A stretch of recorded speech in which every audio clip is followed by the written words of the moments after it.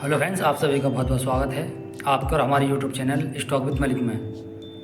दोस्तों, मैं आज बात करूंगा IRV infrastructure developer limited share के बारे में। देखिए, मैं इस शेयर को क्यों ढूंढ कर लेकर आया हूं, इसके दो कारण हैं।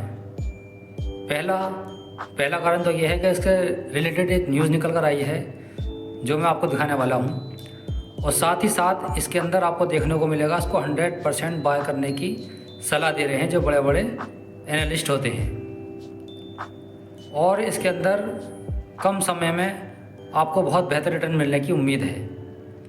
अक्सर मैं आपको इस तरीके से ढूंढ कर लेकर आता हूँ जिसमें 100% बाय करने की सलाह हो या कोई अच्छी न्यूज़ हो, ताकि आप जितने भी मेरे व्यूवर्स हैं इसका फ़ायदा उठा सकें और शेयर मार्केट से पैसा कमा सकें। क्योंकि देखा गया है और इसका पूरा डेटा भी है NSE और BSE के पास कि जितने भी रिटेलर भाई होते हैं वो शेयर मार्केट से पैसा बहुत मुश्किल से कमाते हैं, बहुत मामूली कमाते हैं। उसका कारण सिर्फ इतना ही है कि सही न्यूज़ ना होना उनके पास, सही तरीके से इन्वेस्ट नहीं करना।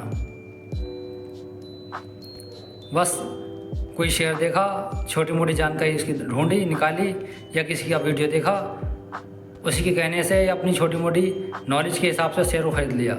होता क्या है, आप उसमें फंस जाते हैं और लास्ट में जब शेयर गिरता है तो आपका सब्र टूटता है, और सब्र टूटने का नतीजा होता है आपको होता है लॉस। तो चलिए, वीडियो को ज़्यादा लंबी ना करते हुए सबसे पहले मैं आपको न्यूज़ दिखाता हूँ और रेटिंग दिखाता हूँ एनालिस्ट की। तो देखिए, सबसे पहले इसके अंदर आप देखें एक्सपर्ट की राय है।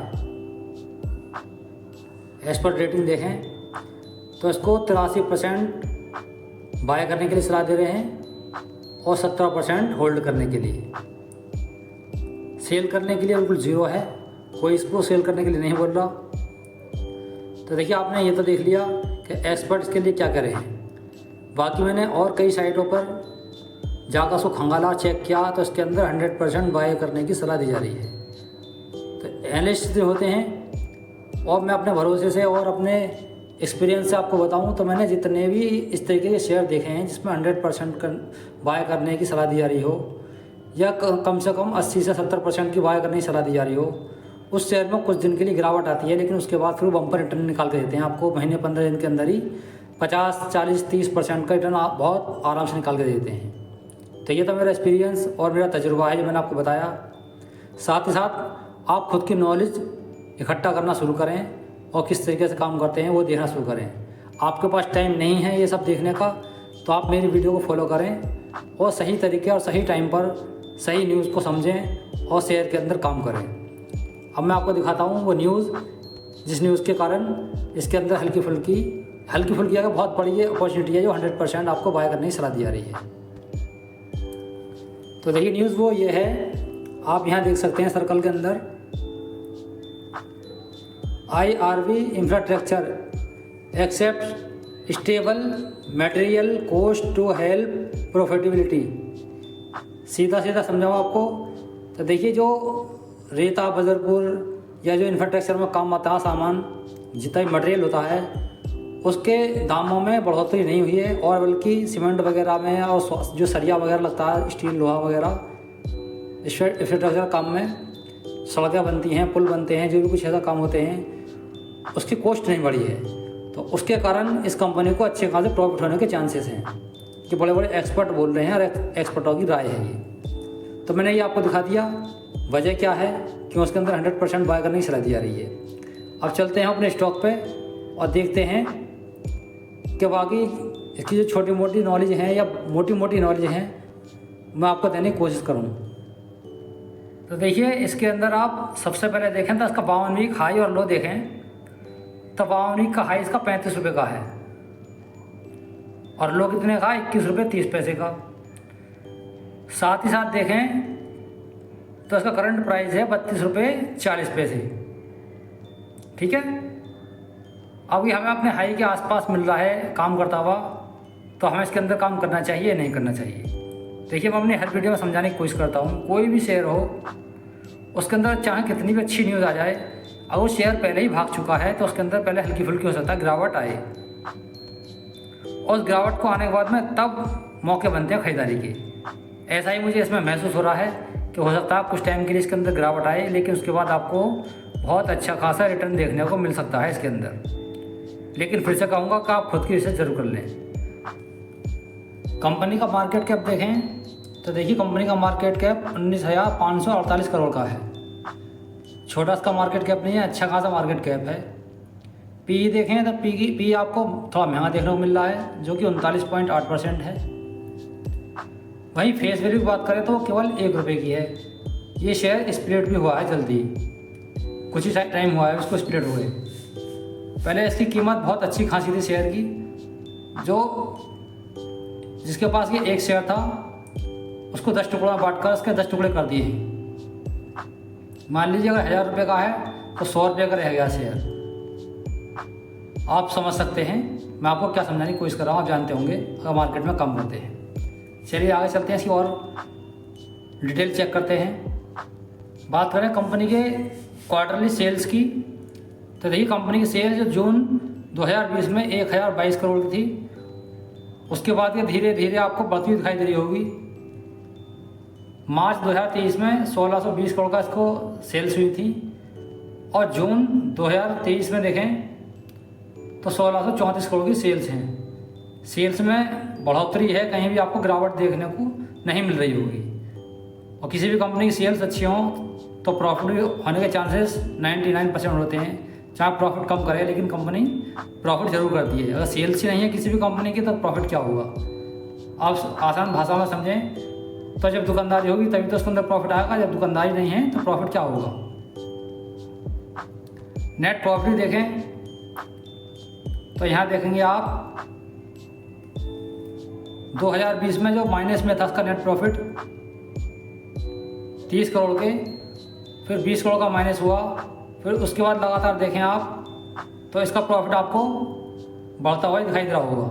जहाँ तक भी आप देख सकते हैं लॉस में नहीं है फिलहाल कंपनी। इस क्वार्टर में 134 करोड़ का कंपनी को प्रॉफिट हुआ है। हालांकि पिछले कुछ समय की बात करें, कुछ क्वार्टरों की बात करें तो 363 करोड़ का इसका प्रॉफिट हुआ था, जो अब थोड़ा घट गया है, लेकिन कंपनी लॉस में नहीं है। सबसे बड़ी बात प्रॉफिट और लॉस देखें इसका सालाना आधार पर तो मार्च 2012 में कंपनी की जो सेल्स थी वो थी 3,133 करोड़ की। अब कितने की हैं? 6,111 करोड़ की। तो लगभग आप डबल मान सकते हैं, इसकी सेल्स डबल हो चुकी हैं। वहीं सालाना आधार पर इसका नेट प्रॉफिट देखें तो नेट प्रॉफिट सालाना आधार पर इसका एक जैसा बना हुआ है। 496 करोड़ देखें और अब है 491 करोड़। तो सालाना आधार पर कोई इसने बड़ा ग्रोथ नहीं किया है कंपनी के प्रॉफिट में। हालांकि कंपनी लॉस मेकिंग नहीं है। अब कंपनी के एसेट की बात करें, कंपनी के एसेट देखें, जो कंपनी की ज़मीन वगैरह सारो सामान होता है, जो भी उसके पास ऐसी चीज़ होती है जैसे बेच के कंपनी या कोई भी इंसान उसको अपना पैसा वसूल कर सकता है, इस चीज़ को कहते हैं एसेट। तो कंपनी के एसेट्स देखें तो ये देखिए जो पहले 10,858 करोड़ के थे, अब कितने हैं? 42,703 करोड़ के। तो 10,000 से लेकर 42,000 के बीच में 4 गुना से भी ज़्यादा ही आप मान सकते हैं इसके एसेट में ग्रोथ हुई है कंपनी की, चाहे ज़मीन हो या कुछ भी हो। अब कंपनी का नेट कैश फ्लो भी देखें तो देखिए पिछले क्वार्टर में देखें आप तो 601 करोड़ का कंपनी को लॉस था। जो इनका नेट कैश फ्लो था रखा हुआ के पास कंपनी के, वो माइनस में था, अब पॉजिटिव है, प्लस में है 253 करोड़। तो देखिए जो बड़े बड़े एनालिस्ट होते हैं वो हर चीज़ को चेक करके इन्वेस्ट करते हैं। ऐसा नहीं है किसी भी कंपनी को ढूंढा उठाया उसमें इन्वेस्ट कर दिया। पैसा बहुत मुश्किल से पास आता है और बहुत मुश्किल से कमाया जाता है, तो उसको बहुत सोच समझ कर इन्वेस्ट करते हैं जो बड़े इन्वेस्टर होते हैं। ऐसा नहीं है जैसे हम इन्वेस्टर होते हैं, जो रिटेलर होते हैं, हम जैसे 10-20 हज़ार रुपये अपने उठाए और किसी भी शेयर में डाल दिए, वो घटने के बजाय बढ़ने के बजाय घट जाते हैं। तो हर बारीक चीज़ को भी देखना ज़रूरी होता है। अब हम देखते हैं कंपनी का शेयर होल्डिंग पैटर्न। ये किसी भी कंपनी के लिए बहुत ज़रूरी होता है कि उसके अंदर प्रमोटर की और बाकी इन्वेस्टरों की कितनी कितनी होल्डिंग है। अब मैं आपको दिखाता हूँ। देखिए यहाँ पे आप गौर से देखना, प्रमोटर के पास दिसंबर 2020 में कितनी होल्डिंग थी? 58.61% की, जो घटते घटते मामूली रह गई है इनके पास 34.21% की। तो देखिए इन्होंने अपने शेयर बहुत ज़्यादा, जो इनकी शेयर होल्डिंग होती है बहुत कम कर दी है। साथ ही साथ मैं आपको एक बात और बता दूं कि 34% में से भी इन्होंने 50% के आसपास अपनी होल्डिंग को गिरवे रखा हुआ है। 34% में से 50% निकाल दो तो कंपनी के जो प्रमोटर हैं उनके पास होल्डिंग इस टाइम 17% के आसपास है। आपको मैं इसकी अच्छाइयाँ और बुराइयाँ सभी बता रहा हूँ। जो किसी भी कंपनी के लिए अच्छा नहीं माना जाता कि प्रमोटर की होल्डिंग इतनी कम हो और उसके अंदर भी गिरवी रखे हुए करो शेयर हों। वही पॉजिटिव बात करें तो देखिए जो FII वाले होते हैं उनकी होल्डिंग की बात करें हम तो 16% की होल्डिंग थी मात्र 2020 में, जो कि अब बढ़कर उन्होंने 48.37% की कर ली है। तो देखिए एक नेगेटिव है और दूसरी पॉजिटिव है। जो FII जो होते हैं, विदेशी फर्म जो होती हैं, वो भी कोई बेवकूफ़ नहीं होती, वो बहुत सोच समझ के काम करते हैं। क्योंकि हम तो कितना पैसा लगाएंगे 10-20 हज़ार 50 हज़ार, ज़्यादा से ज़्यादा 1 लाख। लेकिन जितने भी FII और DII होते हैं ये इसके अंदर किसी भी शेयर के अंदर बहुत दबके पैसा लगाते हैं, जो हज़ारों करोड़ों के समथिंग लगाते हैं पैसा अपना। तो इन्होंने अपनी होल्डिंग बढ़ाई है FII वालों ने। DII वालों की बात करें तो 2020 के दिसंबर में उनके पास मात्र 11% की हिस्सेदारी थी, उसे भी घटाकर उन्होंने 7% छोड़ी है, 6.98%। गवर्नमेंट की बात करें तो गवर्नमेंट ने बहुत मामूली से अपने इसके अंदर हिस्सेदारी बनाई हुई है, जो कि 0.01% की है। और पब्लिक के पास भी होल्डिंग कम हुई है, जो कि पिछले क्वार्टर में देखें या पिछले टाइम में देखें तो 13% से घटकर 10-10.5% के आसपास रह गई है। अब मैं आपको दिखाता हूँ कि इन्होंने अपनी प्लेजिंग की है या नहीं की है, अपने शेयर गिर में रखे या नहीं रखे, वो भी आपको दिखा देता हूँ। लेकिन उससे पहले आपसे गुजारिश करता हूँ कि वीडियो को लाइक और चैनल को सब्सक्राइब कर लें, ताकि आपको इसी तरह से सही टाइम पर सही जानकारी की वीडियो मिलती रहे और आप सही तरीके से इन्वेस्ट कर सकें।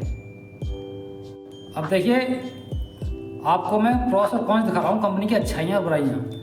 यहाँ देखें, यहाँ तो एक भी आपको अच्छाई देखने को नहीं मिल रही होगी। वहीं मैंने जो आपको इनके जो शेयर होल्डिंग पैटर्न है उसमें दिखाया था कि इन्होंने अपनी होल्डिंग को गिरवी रखा हुआ है, तो आप यहाँ देख सकते हैं बिल्कुल क्लियर है। बिल्कुल प्रमोटर है प्लेजेड 49.1% ऑफ देयर होल्डिंग, लगभग 50 ही मान सकते हैं। 49.1% की हिस्सेदारी इन्होंने गिरवी रखे हुए है।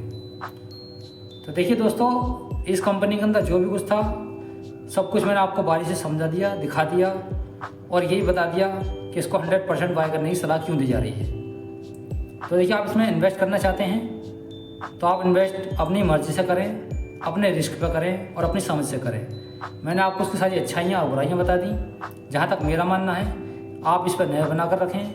महीने में 15 दिन में जब भी आपको उसके अंदर उछाल देखने को मिले या गिरावट इसकी थमे या गिरता हुआ दिखाई दे आपको, उस पर नज़र बना कर रखें। जैसे शेयर ऊपर चलने की कोशिश करें तभी इसके अंदर इन्वेस्ट करें।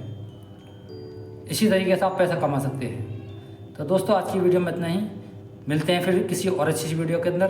तब तक के लिए धन्यवाद, गुड बाय।